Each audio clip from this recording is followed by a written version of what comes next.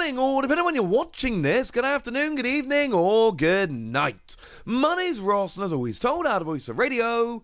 So today we need to talk about a new secret rare that's gone and been revealed from, well, it's Stellar Miracle over in Japan, but of course at this point we know that Stellar Miracle is going to be coming over here as Stellar Crown. It is full Art Briar, and it is full art awesome. There's probably a better pun in there somewhere. Maybe I'll find it one day. For now, we've got a new full art. It has gone and been revealed over on the Japanese stream, and this is incredibly cool. Now, do remember there are going to be some special illustration rares in this set. We don't know what they're going to be. We don't know what these special illustration rares are going to end up looking like, so there is every possibility that Briar does get a special illustration rare, but we're not going to know what it looks like or anything like that for a little while yet. The special illustration rares, sometimes we get one or two shown off on like Twitter beforehand. Usually, we have to wait until the set is actually kind of out over in Japan.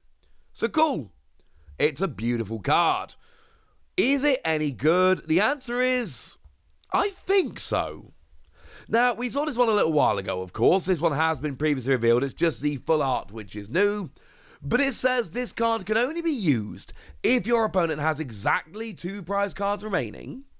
But this turn, if your opponent's active Pokemon is knocked out by damage from a Terrestrial Pokemon's attack, you take 1 more prize card. Now, it must be damage from an attack. That is very, very important. If you KO with damage counters, doesn't work. If you get instant KOs, doesn't work. Special conditions, doesn't work. It must be KO from attack damage. That is the only way you're actually going to get this rolling, okay? Very, very important.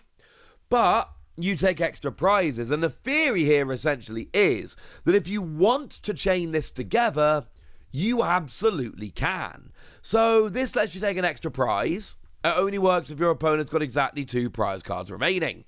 But then in theory, you take a KO with a big terrestrial Pokemon that hopefully doesn't get KO'd back.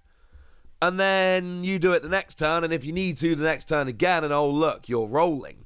Bearing in mind, if you KO, like something like a Charizard, for instance, which is a Terra Pokemon, and Charizard, incidentally, is one of my favourite uses for this. Charizard's a Terra Pokemon that gets stronger as the game goes along. So if your opponent's got exactly 2 prize cards remaining, well then they've taken 4 prize cards, you're hitting 300 damage, and you're taking a 3rd prize off a 2 prize Pokemon, off an EX or a V or a V-Star. That makes me happy. And then you've got a 330 HP Pokemon sitting in the active if you haven't already won the game. If your opponent's got 2 prize cards remaining and you've taken no prizes, use Briar, take a KO. Use Briar, take a KO, boom, you've won the game. 6 prizes, 2 turns. This has the possibility here of being an incredibly impactful card. This is one that could end up being very, very, very, very good. Also ends up being really good against single prize decks. So let's say for argument's sake you're playing with one of my favourite decks around at the moment, Raging Bolt with Teal Mask Ogerpon. That's the kind of combo we get. Now Raging Bolt is not a Terra Pokemon, so can't use this, but it's played with Teal Mask Ogerpon that is. Now, Teal Mask Ogerpon is not anywhere near as good an attacker as Raging Bolt. It generally just accelerates energy to fuel Raging Bolt's attack. But it is a Terra Pokemon, and it does have a usable attack. So essentially, use this to get Teal Mask Ogerpon taking 2 prizes off a single prize Pokemon, and then, oh look, you're in a great position at that point. I like this. Now, of course, the best time to use this, and this is what turns me off it in terms of Ogerpon and Raging Bolt, you need to be able to search it. It's another reason I love it in Charizard decks, because Charizard decks are generally played with Pidgeot, and Pidgeot will be able to search this out.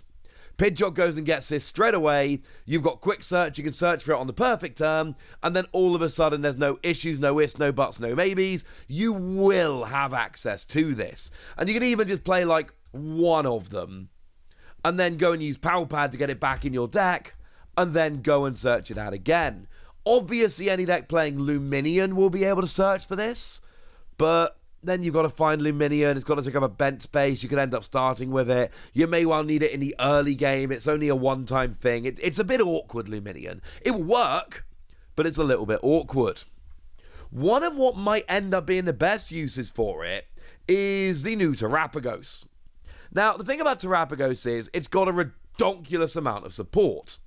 It's got an attack that does 30 damage for each of your bench Pokemon, which sounds okay until you remember the new stadium lets you have 8 bench Pokemon. Then it sounds way better. And you got Fan Rotom, which admittedly can only be used on turn 1.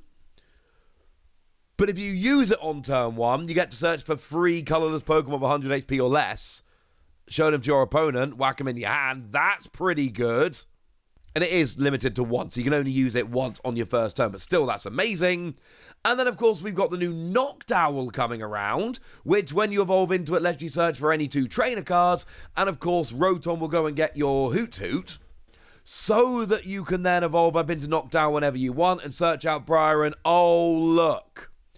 Look what you did. So, those are the kind of decks where I see this being particularly good.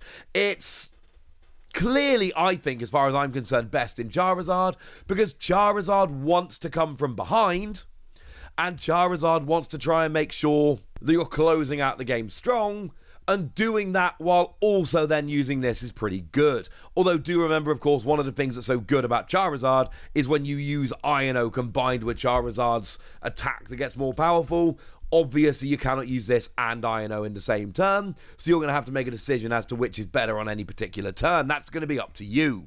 My point here is that this works so nicely in these kind of decks, and I love it. And while we're talking Charizard, although this works for any deck playing them, remember the Duskull and Dusknoir coming in the new set? They've been revealed, or they're actually coming in Shroud of Fable. I showed you them in English there, I think it was yesterday.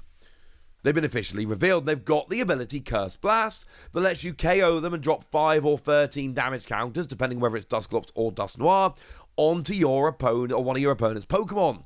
All the damage has to go on 1. The thing is, you give up a prize doing this, and as you do so, oh look, now your opponent's got exactly 2 prizes remaining. Briar is switched on. Let's say, for argument's sake, your opponent's got 3 prizes remaining, you've got 3 prizes remaining. You're 3 each, right? Use Dusknoir, go down to your opponent having 2 prizes remaining, play Briar, search it out with, say, Pidgeot, and then all of a sudden you take a 3 prize KO and you've won the game.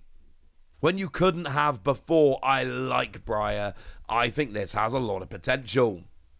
This did get me thinking, though, about which of the full art Pokemon in the Scarlet and Violet era have been the most sought after, the most wanted, so to speak. And there are a couple that stand out. Now, the number one by a bit of a mile in the Scarlet and Violet era is the full art Ino. Now, we got it in Paldea Evolved, but Japan got it in their, I think it was Clayburst set. That is by far the number one, and there is a little bit of a distance between then and now. And then there is a bit of a gap, but there are a couple of others. The full art Miriam from Scarlet and Violet base, which admittedly is about half of Ino, but still Miriam is there. There was this weird point at the beginning of the Scarlet and Violet era where we were trying to inflate particular cards massively, and it was Miriam in Scarlet and Violet base, Ino in Scarlet and Violet 2, Snow Hazard and Clayburst, but we kind of stopped doing that. But they are the 2 biggest full arts. There's a bunch of special illustration rares, and there's a bunch from Sword and Shield, but in terms of Scarlet and Violet, and looking specifically at full arts, they are very much the big 2. After that, we do have the Erica from 151, which is about 60% of the Miriam. So that one is there and kind of relevant. And then, honestly, after there is more dropping.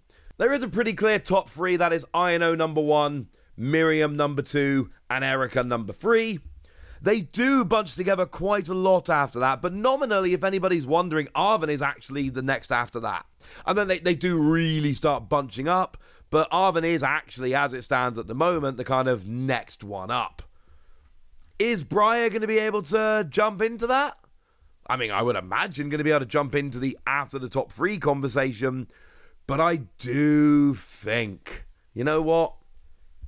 The top 3 are probably pretty settled.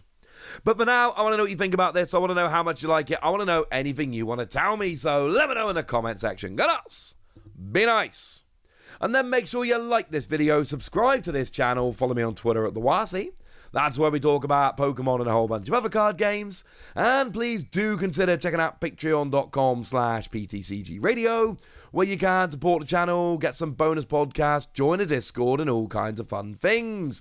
And get shout-outs on the channel, like the lovely Chelsea Rose, who is very lovely, has been supporting for a while, and is just awesome. So shout out to them for the support and the loveliness.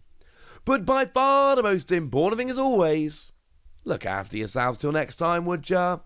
Thank you very much for watching. My name's Ross, and you've been watching PTCG Radio.